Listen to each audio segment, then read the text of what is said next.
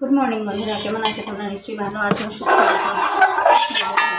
এতদিন সরস্বতী পূজা ছিল, তাই তোমাদের সামনে আসিনি, শুধু ব্যাক ক্যামেরাতেই দেখিয়েছি। সরস্বতী পূজা কতটুকু গেলাম, আমাদের বাড়িতেও হয়েছিল সরস্বতী পূজা, তো ওইখানেও গেছিলাম। সপ্তমী দিন ঘরে তো ঘট পাতা হয়, দেখিয়েছই নিশ্চয়ই। তো আজকে হলো একাদশী, তাই এখন এসেছি পুজো দিতে। আজকে তো জানোই আমাদের ঘরে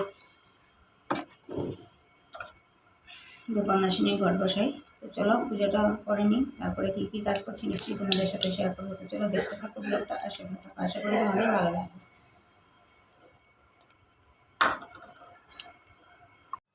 তো বন্ধুরা, এখন কাটছি কাঁঠাল। আজকে হবে কাঁঠালের তরকারি, যেহেতু ভেজ তার জন্য আজকে হবে কাঁঠালের তরকারি। আর কি রান্না হবে নিশ্চয়ই তোমাদের সাথে শেয়ার করবো। কাঁঠালটা আমি কাটছি। তোমরা হয়তো ক্যালকাটা ভাষায় ইঁচড় বলো, আমরা এটাকে কাঠল বলি। এই যে কাঠল কাটা হচ্ছে, কাঁঠাল কাটাটা খুব ডিফিকাল্ট। আর এটার রান্না করবে আমার পিসি।